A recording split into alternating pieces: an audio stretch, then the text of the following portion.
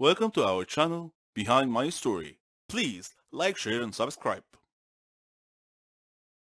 I believe in the metaphysical world and that there are many mysteries that we don't understand yet, like souls, ghosts, and black magic. Are there really evil spirits who wish to do us harm? Well, I may have an answer for you. My name is Ralph, and I am 15 years old. My life became a journey to study the metaphysical world.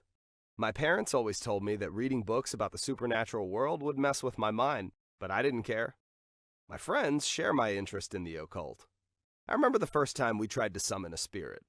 We drew a pentagram on the floor and placed black candles at the points of the star in preparation for the ceremony. After the ceremony started, we waited for a spirit to appear, but all we summoned was a small rat. Even so, we were afraid of rats, so it was still a scary experience for us, but not in the way we expected. In our second experiment, we tried to summon the soul of a girl named Mary. Although it was a fun ritual, not much happened. The power went out and we reclosed a breaker and the lights came back on. Then, we heard the voice of a small girl crying and the voice of some woman saying, "No one can get into my forbidden area." We all screamed and ran away, but then we learned later that this was just the TV that we had heard. But that doesn't mean that supernatural events never happen. Don't forget that. In our third experiment, we tried to communicate with creatures from the planet Uranus by sneaking into a clinic that belonged to a friend's father and connecting an electrocardiograph machine to a girl's hands and feet. I thought she was going to die, but she recovered. Now, you may say that I'm experiencing hallucinations and that all our failed attempts could be explained away by normal phenomena. But what I am going to tell you may make you change your mind and your notions about the afterlife. On Independence Day, we were traveling up north to visit our aunt. Along the way, we stopped at a gas station next to a gypsy camp. The gypsies were gyrating in some kind of wild dance to the rhythm of tambourines, as if they were doing some macabre ritual of black magic and voodoo. At least that's what it looked like to me. I thought it was cool and imagined myself living the life of a carefree gypsy. Among them was a woman with tattoos all over her body.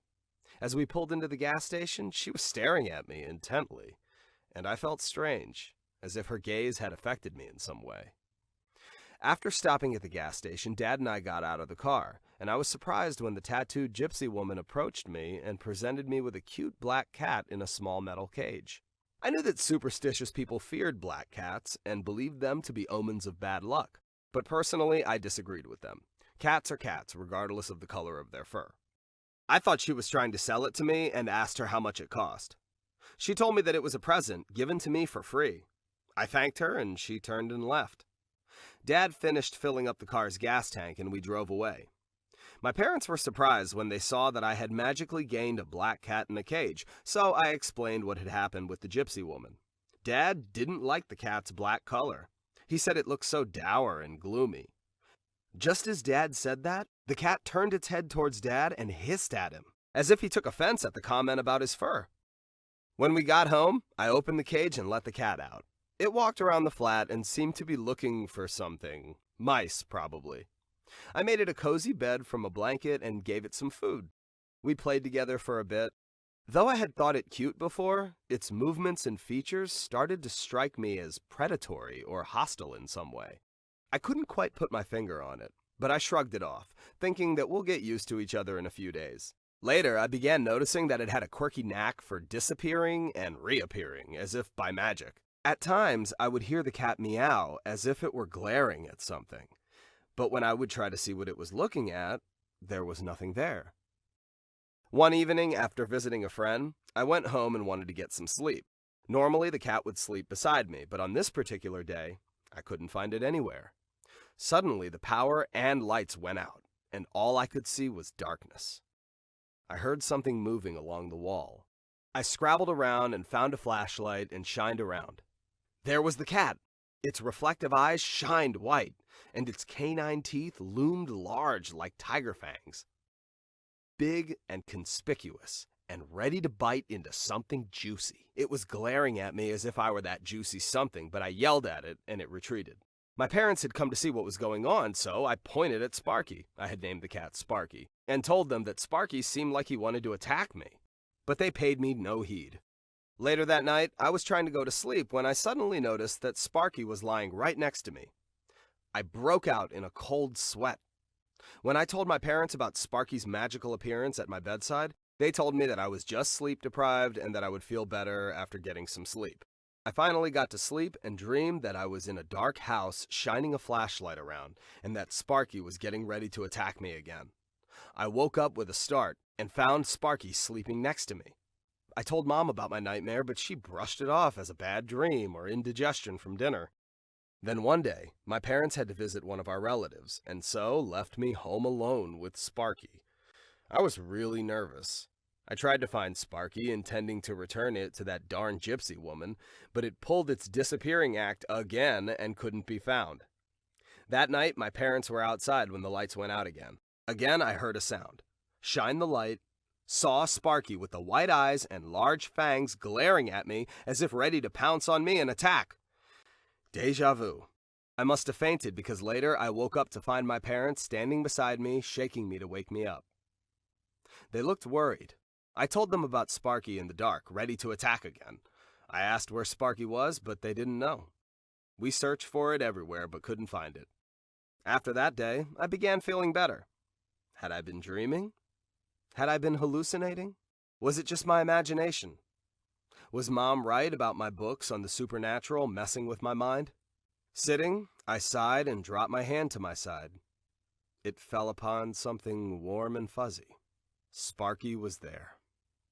Love what you do until you can do what you love. This is a famous quote that inspires people to seek out their dream job. I heard that quote at school before I graduated and entered the working world. What's that, you ask? Was I successful in achieving my dream? Well, I came this close. Let me tell you about it. My name is Max and I'm 19 years old. Poverty and I are intimate friends and constant companions. I live in one of the poorest neighborhoods in my city. Most of the local citizens work at the seaport. The rest of us, we make a living by scavenging through and collecting rubbish. But I wasn't just an ordinary rubbish collector. No, sir, I was a specialist in that field, like my dad before me. Dad taught my brothers and me how to do it expertly. This is how it worked. Factories liked to use recycled materials to reduce the cost of buying new materials, so we would go to the city rubbish pile and separate out materials into different piles, such as plastics, glass bottles, milk cartons, tin cans, and so on. Then we would sell those materials to factories for reuse in making their products. This recycling process saved the factories a ton of money, but unfortunately, that didn't translate into a ton of money for us rubbish collectors.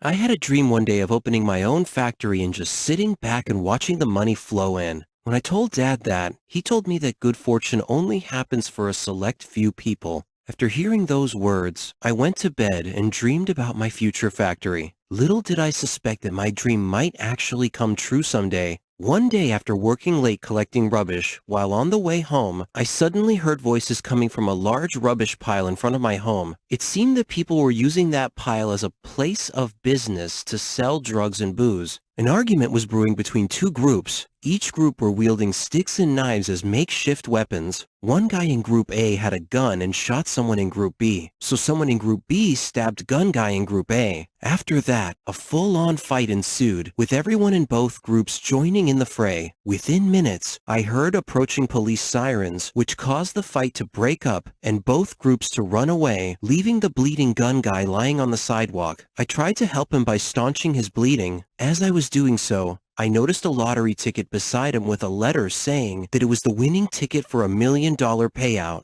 I froze. I looked around. No one was watching, so I acted, somewhat ignobly. Then I left quickly. If the police were to arrive and find me with the bleeding man, they might think that I had done it. I rushed home and fell into an easy chair, taking a deep breath of relief. While I was telling Dad about what had happened, there was a knock on the door. It was the Group A and B gangs. The spokesperson for the two groups held a knife in my direction and said, "Hand over the lottery ticket or die where you stand." Needless to say, I handed it over post-haste. But then he said, "I'm sorry, you've seen too much. You have to die." I pleaded, "But I didn't see anything, I swear." Suddenly, there was a flash from a camera, and the whole group of thugs began laughing. "You've been pranked," Dad said, as he stepped out from the crowd. My brothers were behind him laughing too. "You've been pranked," Dad said, as he stepped out from the crowd. My brothers were behind him laughing too. While relieved that my imminent death had been postponed, I was deeply saddened that I had lost my $1 million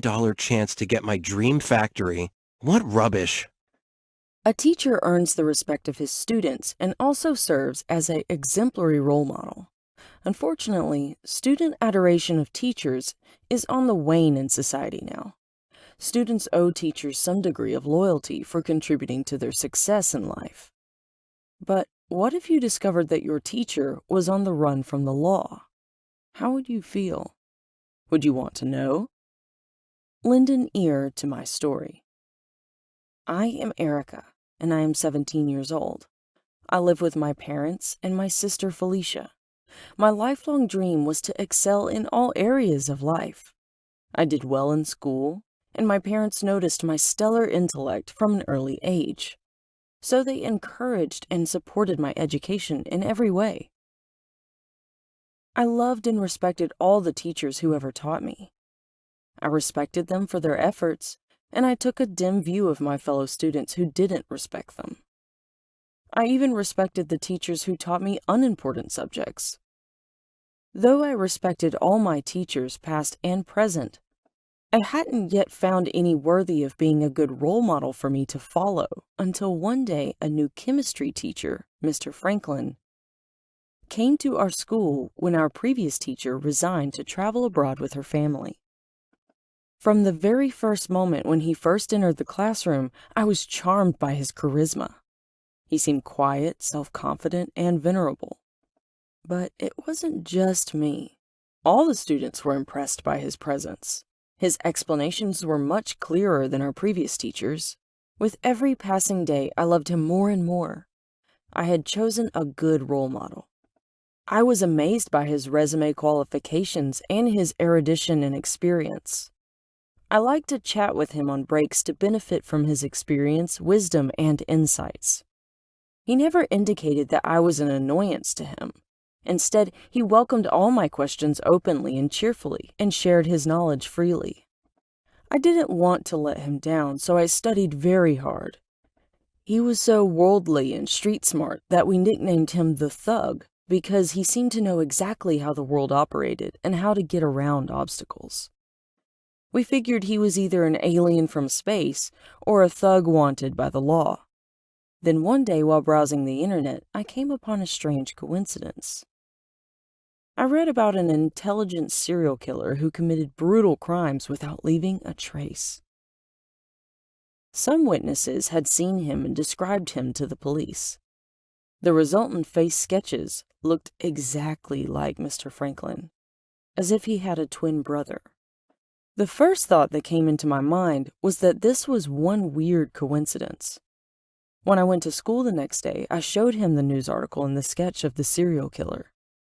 When he saw the sketch, his features darkened. He asked me where I had read this news, and I told him that it was from a news website. He agreed that the similarity between him and the sketch was uncanny, but he seemed unconcerned, disinterested even. I was wondering if Mr. Franklin were to be the killer, what his motivation for killing might be. The next few days strengthened my suspicions when I heard about a murder in our neighborhood, which coincided with a time when Mr. Franklin was not at school.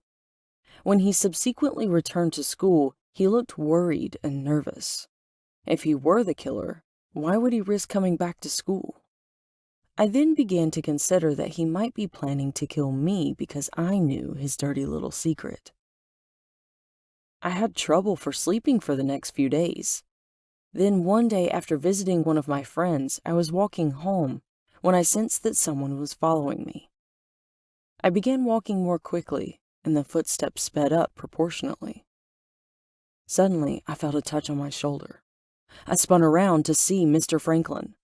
He gestured for me not to speak. I nodded okay. He then told me that he has a brother named Rodriguez, who was actually the serial killer that I had shown him in the news article. He said his brother followed him everywhere to torment him and cause trouble for him. He told me that he had to leave the city, and I was very sad to hear that. He hoped that we would meet again someday. After his disappearance from school, my mind was full of questions. Was he telling the truth? Was he truly innocent? I hope I find out the answers to my questions someday.